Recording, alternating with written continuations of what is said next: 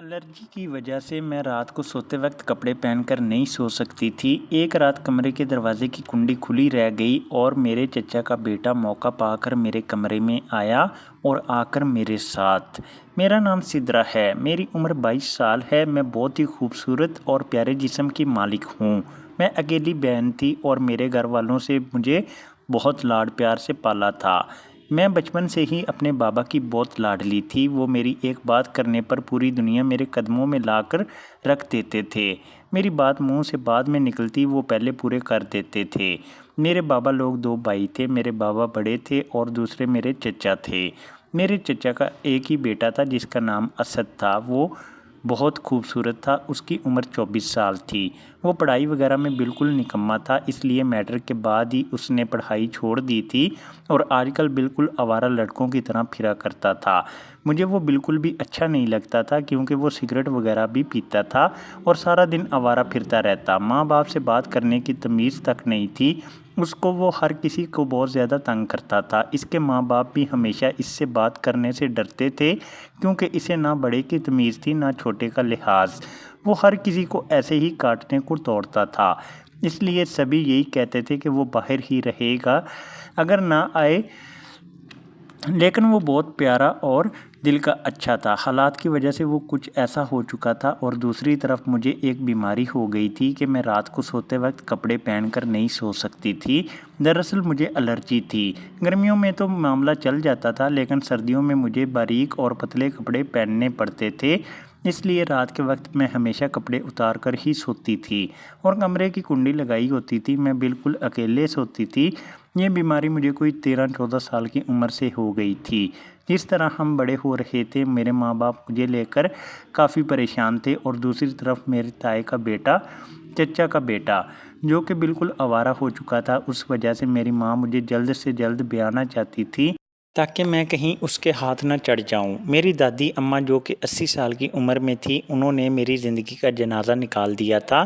انہوں نے مرتے وقت میرے تایا ابو اور میرے بابا کو ایک ہی بات کہی تھی، یہ میرے پوتے اور پوتی کی آپس میں شادی کر دو، جسے سننے کے بعد میں خون کے آنسو روئی تھی۔ میرے ماں باپ بھی بہت زیادہ پریشان ہو گئے تھے۔ میری ماں تو کسی صورت میں بھی مجھے بیانے کے لیے تیار نہیں تھی، لیکن میرا باپ مجھ سے پیار تو بہت کرتا تھا لیکن وہ اپنی ماں کی محبت میں مجبور ہو چکا تھا، اس لیے سارے گھر والوں نے بیٹھ کر یہی فیصلہ کیا تھا کہ ہماری دونوں کی شادی کر دی جائے۔ میں ننھی کلی بہت ہی پیاری تھی لیکن میرے چچا کا بیٹا انتہا درجے کا آوارہ تھا، لیکن وہ دل کا اچھا تھا کیونکہ چچا کی زمینیں تھیں اور وہ انہی کا کام دیکھا کرتا تھا۔ روپے پیسے کی کوئی کمی نہیں تھی تو مجبوری کے باعث مجھے اور میری ماں کو ہاں کرنی پڑی تھی۔ اب جب ہماری بات پکی ہو چکی تھی تو ہم ایک دوسرے سے پردہ بھی کرنے لگے تھے، لیکن ایک ہی گھر میں ہونے کے باوجود ہم رات کو فون پر ساری باتیں کر لیا کرتے تھے۔ باتوں باتوں میں ہم ساری حدیں کراس بھی کر لیا کرتے تھے۔ بات یوں ہی چلتی رہی۔ ہماری منگنی کو 1 سال ہو چکا تھا۔ چچا کا بیٹا مجھ سے ہمیشہ ایک ہی چیز کی ڈیمانڈ کرتا تھا کہ مجھے اپنی تصویر بھیجو۔ میں اس سے کہتی تھی کہ شادی ہو لینے دو، میں تمہاری ہوں، پھر جو مرضی چاہو دیکھ لینا، لیکن وہ ہمیشہ ایک ہی ضد کرتا تھا کہ اپنی بنا لباس کے پکچر بھیجو۔ مجبوری کے باعث مجھے اس کی بات ماننا پڑی۔ میں نے اس کو تصویر بھیج دی۔ اب وہ تصویریں اس کے پاس تھی تو وہ مجھے مذاق میں دھمکی دینے لگا کہ میری خواہش کو پورا کرو، نہیں تو میں یہ تصویریں تمہارے ماں باپ کو دکھا دوں گا کہ تمہاری بیٹی کس طرح کے گل کھلا رہی ہے۔ میں کسی بھی قیمت پر اس کی بات ماننے کے لیے تیار نہیں تھی۔ وہ ہمیشہ مجھے یہی دھمکی دیتا تھا۔ میں نے تھک ہار کر اس سے کہہ دیا کہ تمہارا جو دل کرتا ہے تم کر لو، لیکن میں تمہاری خواہش کبھی پوری نہیں کروں گی۔ بات اسی طرح چلتی رہی۔ ہماری آپس میں لڑائی جھگڑا بھی ہو گیا تھا لیکن وہ بات کا پکا تھا۔ اس نے وہ بات شدید سردی تھی تو میں کمبل لپیٹ کر سو رہی تھی۔ بس میرے سے غلطی یہ ہو گئی کہ میں کمرے کی کنڈی لگانا بھول گئی تھی۔ میرے چچا کا بیٹا ٹہلتا میرے کمرے کی طرف آیا اور آ کر دیکھا کہ کمرے کی کنڈی کھلی ہوئی ہے۔ کمرے میں آ کر اس نے فوراً سے پہلے کنڈی لگائی اور میرے بستر میں آ گیا۔ وہ برہنہ حالت میں میرے بستر میں آ کر میرے ساتھ لیٹ گیا۔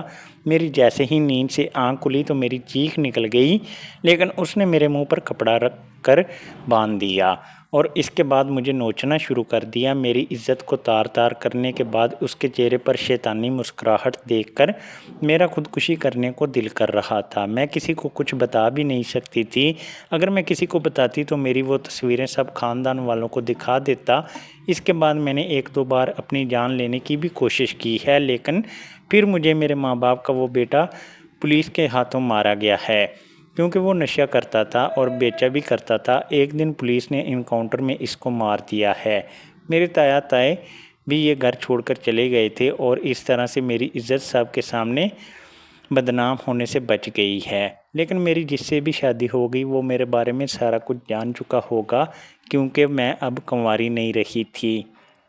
तो दोस्तों, मेरी आप सब से यही गुजारिश है कि चाहे कोई जितना भी आपसे प्यार मोहब्बत की बातें करे या जितना भी आपको खुश करने की कोशिश करे, लेकिन कभी भी किसी के साथ ऐसी चीज़ें शेयर नहीं करनी चाहिए, ताकि कल को अगर आपको इसके साथ ताल्लुकात ख़राब होते हैं तो वो आपको ब्लैकमेल कर सके।